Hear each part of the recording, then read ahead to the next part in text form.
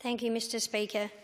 I rise to support this very important motion on the 10th anniversary of the South Australian Government's apology to children in state care. The 17th of June 2018 was the 10th anniversary of the South Australian Government's apology to children in state care. The apology was initiated by the release of Children in State Care Commission of Inquiry, the Mulligan Inquiry, which highlighted 10 years ago the vulnerability of children in state care and the failings of our state to protect those children.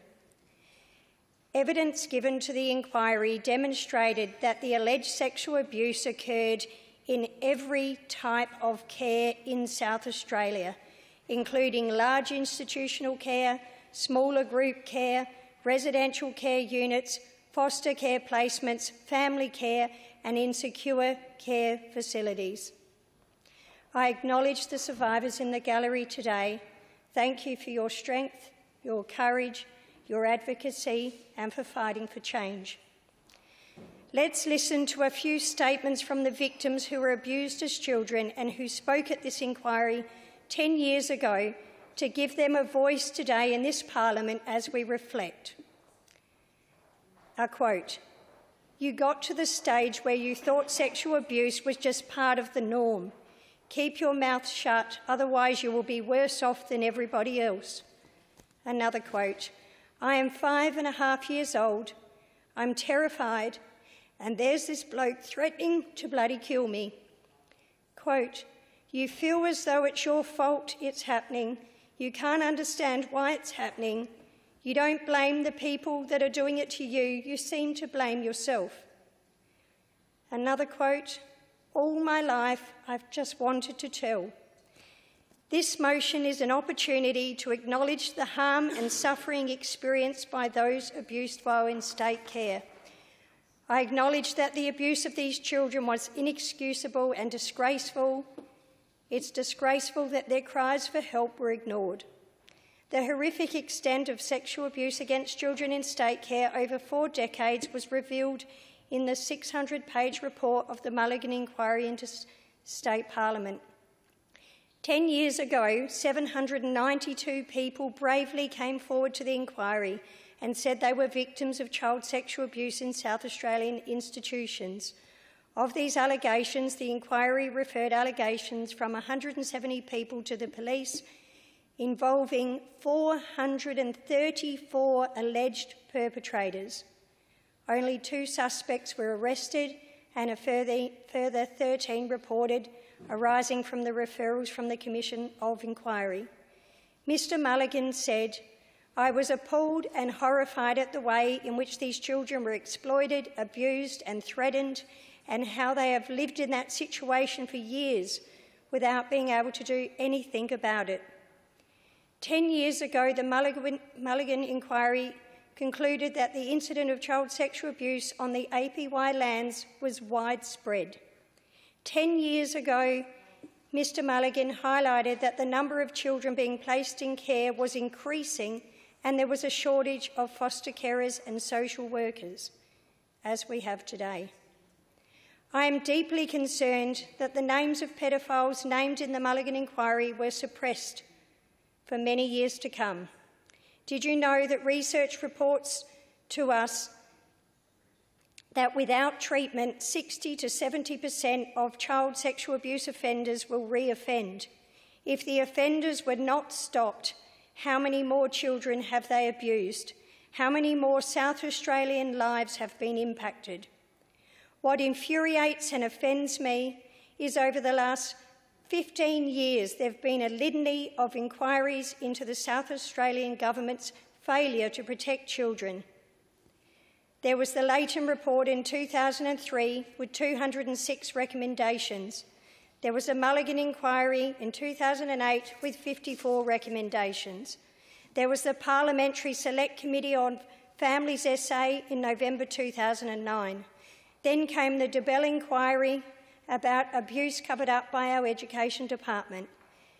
Then there was the coronial inquest into the death of Chloe Valentine, April 2015.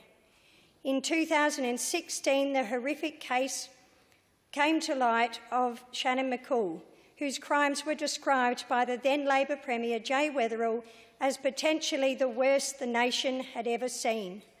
Shannon McCall managed to continue offending for years before his arrest, despite his colleagues raising concerns. The response, another Royal Commission.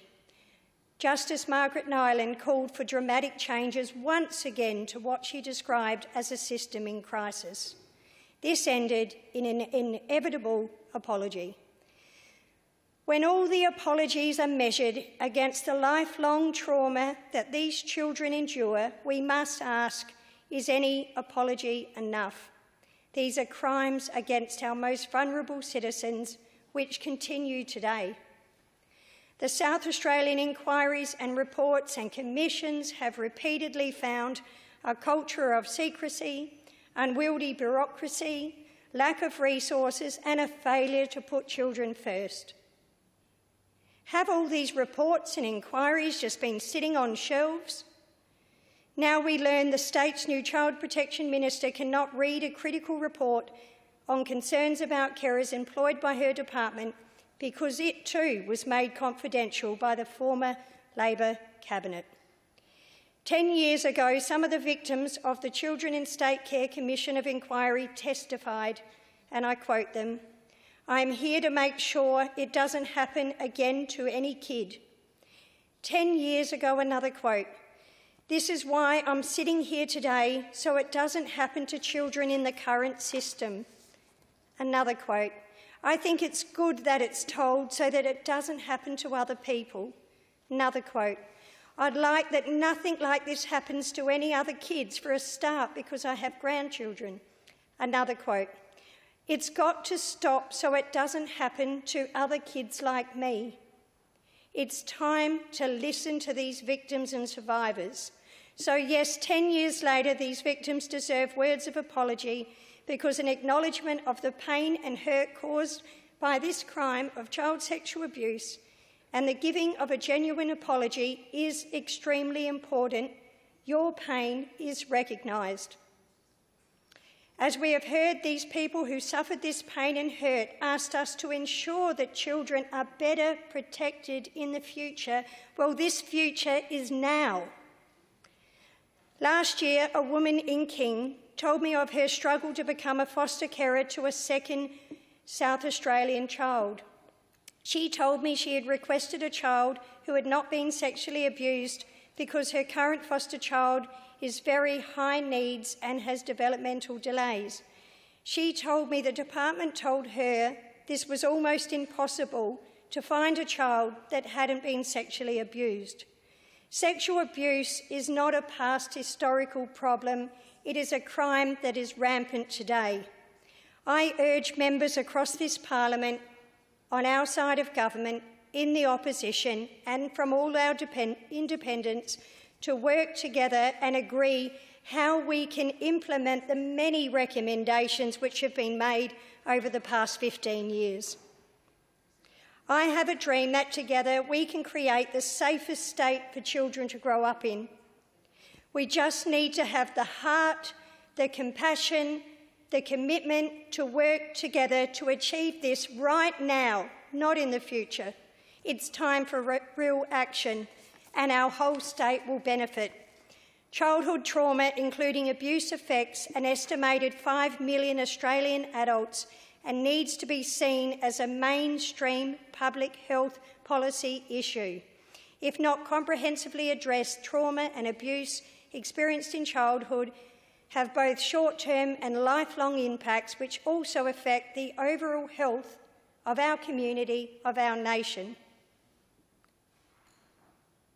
It also impacts negatively on public finances. Pegasus Economics estimated in 2015 that if the impacts of child abuse alone are adequately addressed, the combined budget position of the federal, state and territory governments could be improved by a minimum of $6.8 billion annually. It's time to listen to the victims and survivors. I'm here to make sure it doesn't happen again to any kid. That's what one of the victims said. Colleagues, I ask for your support for real change for every one of the victims and all the children in South Australia today that need us to speak up and act. Thank you. The member for Cheltenham. Thank you. Thank you, Mr. Speaker, and I thank